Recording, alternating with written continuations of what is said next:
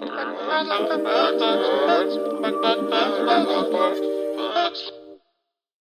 everybody, welcome back to Literature in Robes with your host Jared. We're going to do this again. And again, and again! Today we have a completely new series, new author, and I'm really impressed with it actually. It is written by Rob J. Hayes, his Mortal Techniques series, which is a Wuxia inspired fantasy based in like Chinese legends, Chinese heroes, in a world where people have certain techniques or mortal techniques as they call them, extra strength or extra bodily fortitude or certain sword skills, fighting techniques, being able to work with fire, water, lightning. Magic.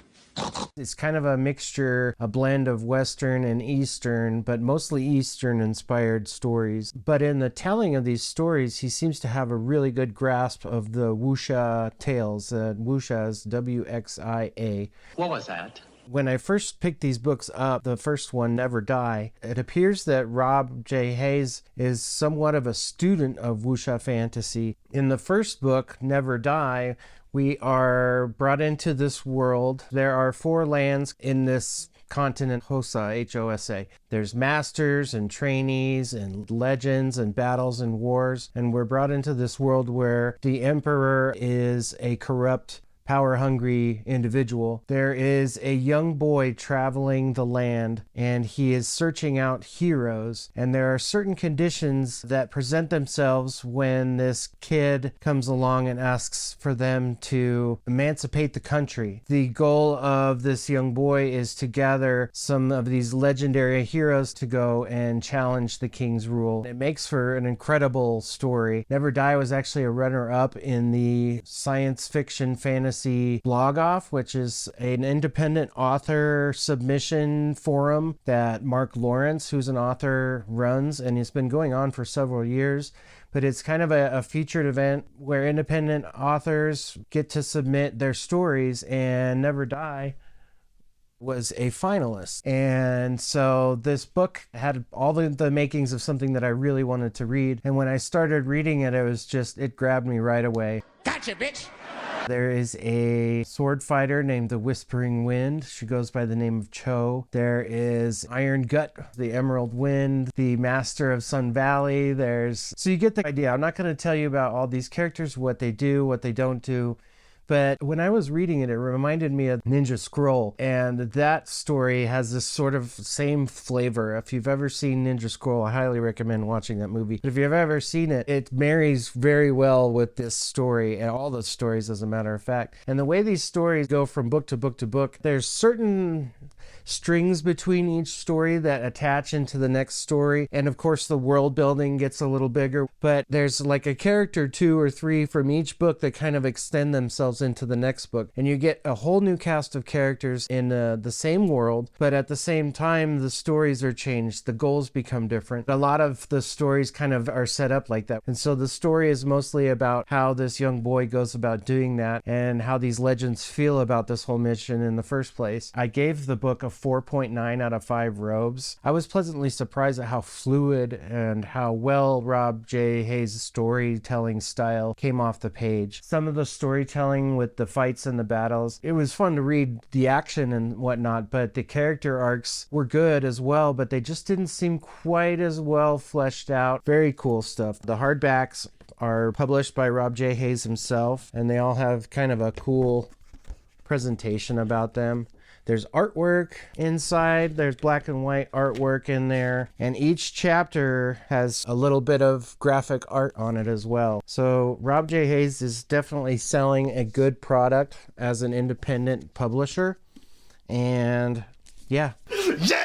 On to the next book, we have Pawn's Gambit, and I really enjoyed this one. Again, it establishes a whole new set of characters. We have a general who is running away from the authorities who are trying to find her. She is formerly involved in being one of these strategos for a character that's in this book. And so you get this idea of where this person came from, and you're like, wait, I recognize that name. So you end up following this new story behind this new character who's completely different from all the characters in Never Die. Her name is Yu. She's a brilliant strategist and a chess expert of sorts. Her whole upbringing was formed through strategy games. So it's a very interesting character, very conflicted about what happened to her before and what her mission is now. Again, the cast of characters, there are gods that also indirectly influence what happens in this world. Many people pray to these gods. There are many of them in this land. There's the god of smiling and laughter, the god of lost things, the god of war. They have the gods of fire. And so there's basically something going on in the heavens where the gods fight over who becomes the next ruler of the gods. These gods have chosen warriors who can either ensure that they get an additional reign over the gods, or they play tricks against each other. And so that becomes a part of the story as well. So it's really kind of a cool strategic story versus one that's just fighting style versus style to get to this ultimate ending. You can just tell that Rob J. Hayes is very, very good at articulating the world, the characters, the plot. It's just a joy. I just soaked up the books so much. And Pawn's Gambit is another one that was just like, wow, what a cool story. What a totally new cast of characters, but the same setting. Everything is fresh. It doesn't feel like a second book in a series that follows the same character, because all the characters are new. And that's what the Mortal Techniques stories are very good at. And so you definitely get a more holistic view of everything by the time you get to the end. Pawn's Gambit, again, cover art by Felix Ortiz.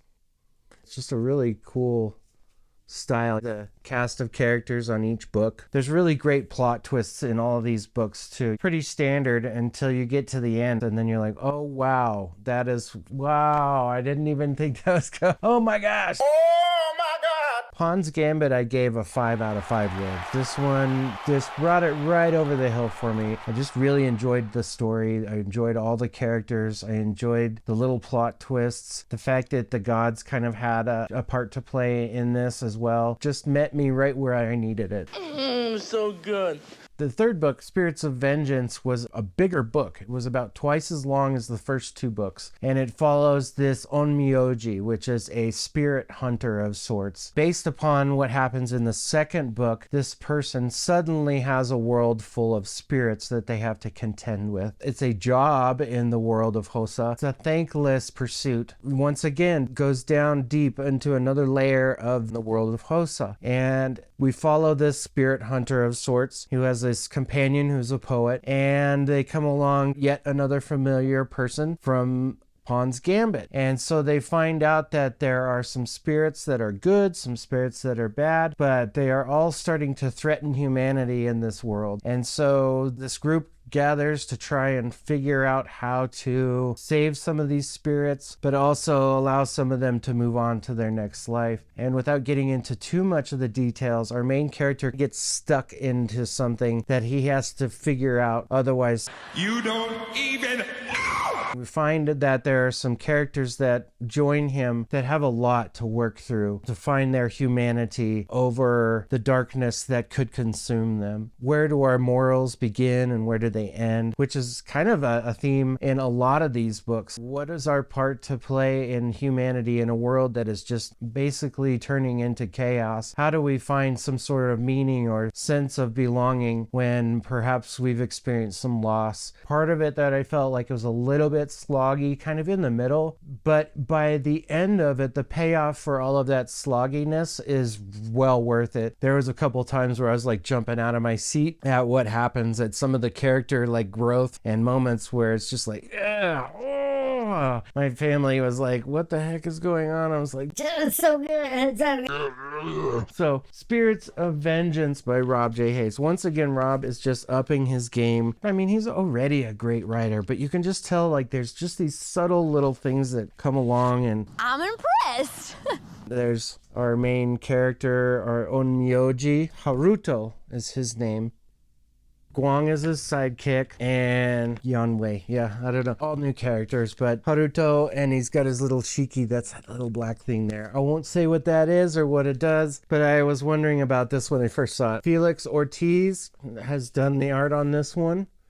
Just kind of let you see that. There's also some interior illustrations by Stas Borodin. Once again, they have like chapter pages that have like artwork on them. Here's one of them.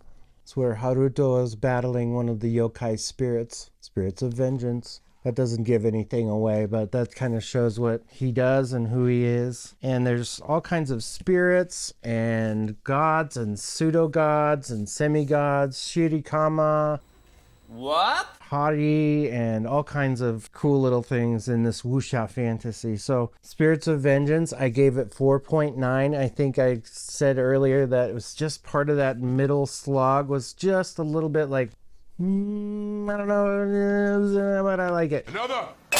And then last but not least, this is a little short story, and there's actually 2 short stories in the Never Die hardcover. I think that's exclusive to the hardcover. I don't think that they have this available in the paperback. I could be wrong, but there is a story that is alluded to called The Century Blade, who's a character that's mentioned in the book. And the Century Blade is also synonymous in some of the other books. So the story, having that story, is helpful to understand the lore of the land. And then there's one other story in here called The Two Faces of War. It's like a short little tale about 2 warriors that are in the lull between fights, and 2 very different perspectives about what their experiences during war are. Pretty cool stuff. But Blood Brothers Beyond, once again, Felix Ortiz has some really cool stuff. He's just got a style about him. It's really, really, really cool. This is 2 brothers that are taking a brother of theirs as well up to the mountain of the gods, where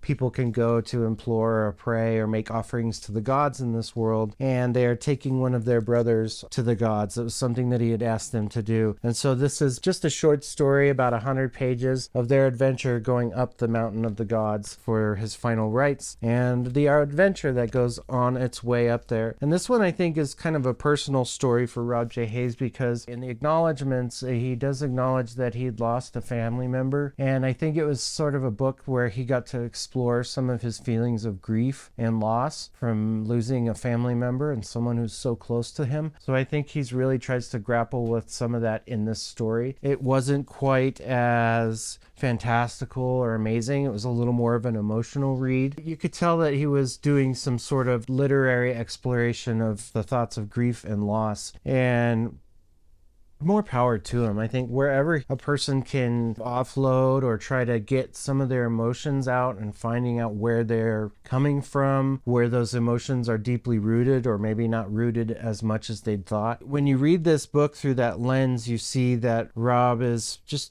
having a story with a little bit more emotional content in it. There wasn't as much of a character arc for any of these characters. In short stories, sometimes you just kind of see who they are and what they do and how they end up going about their business in the stories. But it's another kind of straightforward tale. It was probably the lowest score I gave for any of the books in the Immortal Techniques. I gave it 4 robes out of 5, and it still was a great tale. It was a nice way to kind of cherry on top. I hope that Rob J. Hayes will be writing maybe another story in this world, just because I just really enjoy it. It brought me to a place when I was watching like movies like Akira and Japanimation. Again, Ninja Scroll, just that's the one that just reminded me most of. And I think that's what I really enjoyed. That's one of my favorite Japanese animated movies, so anime or whatever that is. The series on the whole is, boy, it's darn close to 5 robes out of 5 robes. It was almost perfect, but I just, wow.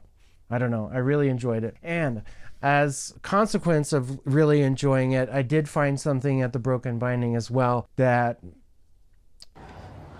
It's expensive. was very special and limited release. It is this book here.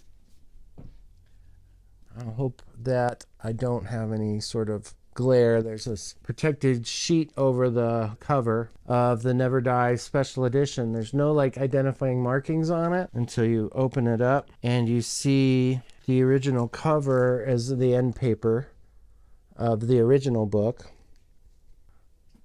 There's this gold stamping on it. It's just really cool. This book on its own, without the outer cover, is a piece of artwork in its own right. It's got the gold sprayed edge. I've heard that it's a piece of laminate that goes on there and applied with heat, and then it's taken off and you get that golden sprayed edge. There's also a ribbon so you can mark your chapters. I read the other book, so I haven't really looked in this book. It is a limited print run. Each book has been numbered and signed by Rob J. Hayes himself. This is number 1389 out of 1500 copies, and it's signed by Rob J. Hayes. This man is one of my favorite new authors. I had not read anything by him prior to this. The special edition also has a color glossy map of the world Wuxia. And there's one other just amazing piece of artwork. The cover image is Felix Ortiz. The cover design and typesetting is Kate Cromwell for that Never Die print. The map was done by Charis Loke, and the full interior illustration that I'm going to show you is done by Andrew Molesky. And this is a really cool scene from Never Die. I just love the moonlight, how that jumps off of the blade and Cho's sword. She is Whispering Blade. Very cool. And this cover art, I believe, is also done by Felix Ortiz. This dust jacket that is special only to the special editions. Just so cool. I just love it. Very, very special. I have one of 1,500 of these books, and I am so happy to have it because, again, I love these books. These books are so worth it. An independent author, so fully funding his own efforts. I wish him luck. He's got several stories. I have them kind of back here. Anyway, they're behind me, but as I read them, I will do more reviews for them. This is the totality of the Mortal Techniques stories. I'm done reading all of those. Rob, you can write another one if you want, buddy. I'm all about it. I'll be the first one in line to buy the next one. Right now, I know you're working on God Eater as a series, which Rob is kind of prolific. Puts out a lot of books at the same time. Thanks, guys, for tuning in. If you've read anything by Rob J. Hayes, I'd be curious. Let me know down in the comments. If you like him, if you don't like him, he's gonna be probably up there with my new favorite authors of 2025. So stay tuned for the Golden Robes coming up for 2025. We'll see how that all shapes up. But thank you guys for checking in. As always, like and subscribe, leave a comment below, whatever you like to do. And remember, keep reading. A role-playing, we get two masters of this and that, and they fight and have a battle and whatnot. Basically, these gods have chosen. Basically, these kind of a thankless 3 or so at a time to kind of tell a story, the same story, but also tell all the different times, timelines that have effects on later story elements. God, I didn't say that right at all. Whatever. I might keep that in or not.